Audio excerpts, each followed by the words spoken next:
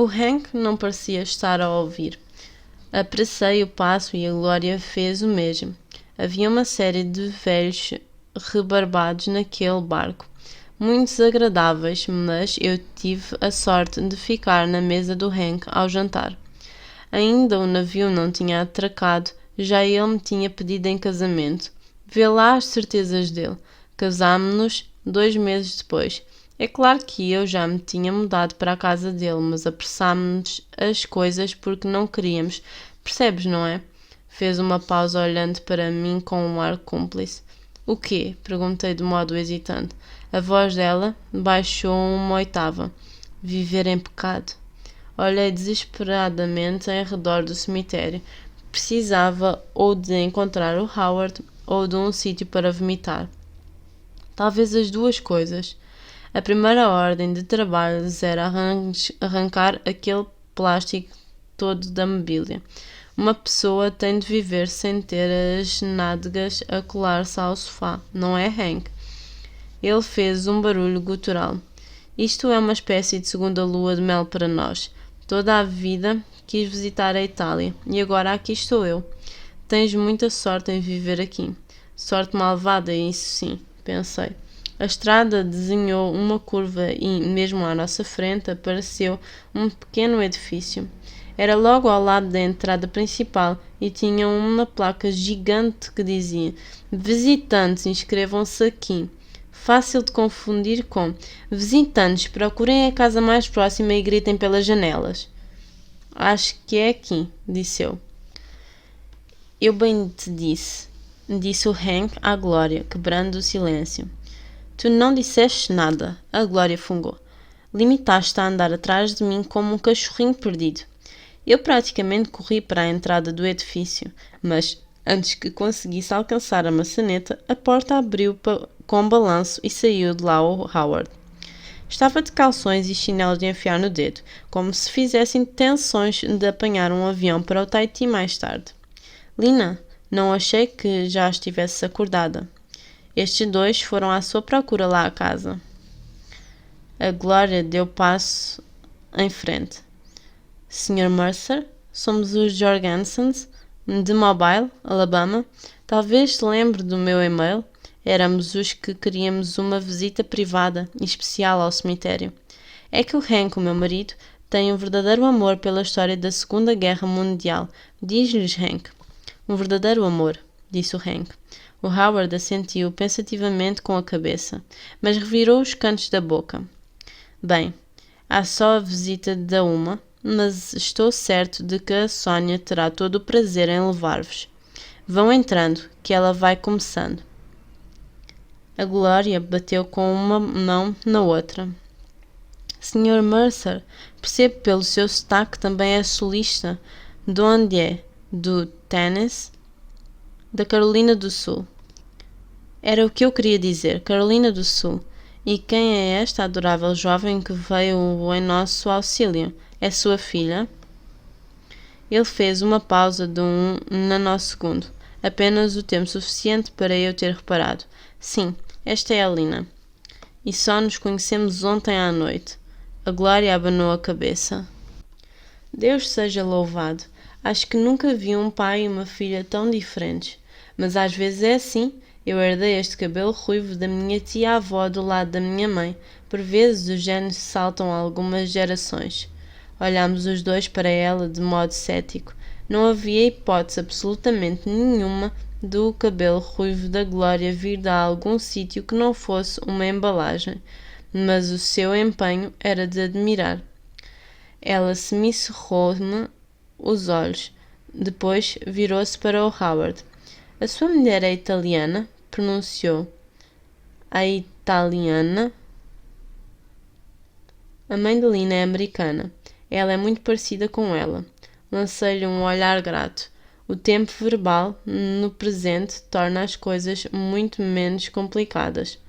Mas, depois lembrei-me da conversa dele com a Sónia no alpendre e virei as costas, sugando o meu olhar grato de volta às órbitas dos meus olhos. A Glória levou as mãos aos lábios. Bem, Lina, tu encaixas mesmo bem aqui, não é verdade? Vê-me bem esses olhos escuros e todo esse belíssimo cabelo. Aposto que toda a gente pensa que és de cá. Não sou de cá. Estou só de visita. O Hank encontrou finalmente a sua voz. Glória, vamos pôr-nos a mexer. Se continuamos assim na conversa, vamos perder a porcaria do cemitério todo. Está bem. Não é preciso falares mal. Anda lá, Hank.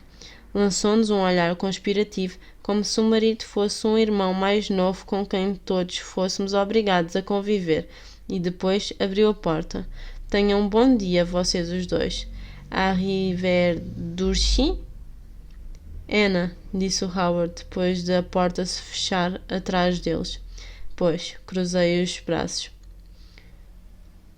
Desculpa lá isto. Não é costume as pessoas irem lá à casa, e habitualmente são um bocadinho menos...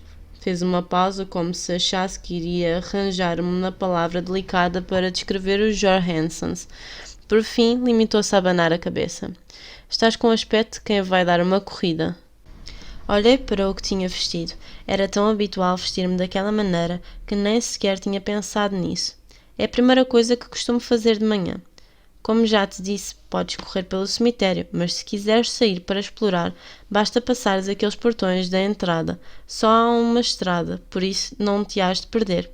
A porta do centro de visitantes abriu-se de novo e a Glória meteu a cabeça de fora. Sr. Mercer, esta senhora aqui diz que a visita demora apenas 30 minutos. Eu pedi especificamente 2 horas ou mais. Eu entro já. Olhou de relance para mim. Boa corrida. Conforme ele se afastou, eu avancei impulsivamente para conseguir os nossos 2 reflexos na porta de vidro. A Glória pode ser ridícula, mas não tivera medo de realçar o óbvio. O Howard tinha bem mais de 1,80 m, cabelo louro arruivado e olhos azuis. Eu tinha feições morenas e precisava de comprar toda a minha roupa na secção de criança. Mas, por vezes, os genes saltam algumas gerações, certo? Saí em passo de corrida pelos portões do cemitério e atravessei o parque de estacionamento dos visitantes. Direita ou esquerda? Acho que não fazia diferença, só precisava de me afastar do cemitério por um bocado. Esquerda? Não, direita. A estrada que passava pelo memorial tinha apenas 2 faixas e eu mantive-me na faixa de erva ao longo da berma, acelerando o passo até ir quase em sprint. Geralmente conseguia ultrapassar os pensamentos perturbadores, mas este era bastante difícil de afastar. Porque é que eu não me pareço nada com o Howard? Provavelmente era só uma daquelas coisas, quer dizer, há imensa gente que não se parece nada com os seus pais. A Addie era a única loura da família, e havia um rapaz que eu conhecia desde pequeno, que no 6º ano já era mais alto do que os pais. Mas ainda assim, eu e o Howard não deveríamos ser pelo menos um bocadinho parecidos. Mantive os olhos colados ao chão. Vais adaptar-te num instante. Ele é mesmo um homem bom. Isto vindo da minha avó, que tanto quanto sei, nunca conheceu sequer o Howard, pelo menos pessoalmente.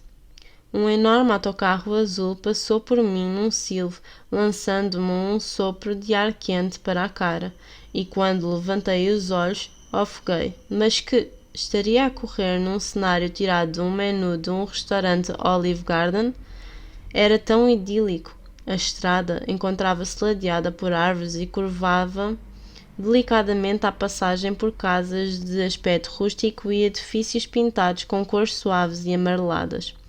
Colinas de retalho se estendiam-se ao longe e havia vinhas verdadeiras atrás de metade das casas. Então era isto a Itália de que as pessoas estavam sempre a falar. Não era de admirar que houvesse sempre quem perdesse a cabeça por causa dela. Atrás de mim surgiu o ronco de um outro veículo que buzinava ruidosamente e me arrancou ao meu momento italiano. Dei um salto para fora da estrada e virei-me para olhar para trás. Era um carro vermelho, pequeno, que parecia mesmo estar a tentar fazer-se passar por mais caro do que era e que, à medida que se aproximou de mim, abrandou. Tanto o condutor como o passageiro tinham o cabelo escuro e andavam pela casa dos 20 e poucos anos. Quando estabelecemos contacto visual, o condutor abriu um sorriso e começou novamente a buzinar. Calma, eu nem sequer estou à tua frente, disse eu por entre dentes. O condutor pisou bruscamente o travão, como se de alguma maneira tivesse conseguido ouvir-me e parou o carro mesmo no meio da estrada. Um outro tipo, talvez 1 ano ou 2 mais velho, baixou o vidro do banco de trás com um grande sorriso na cara.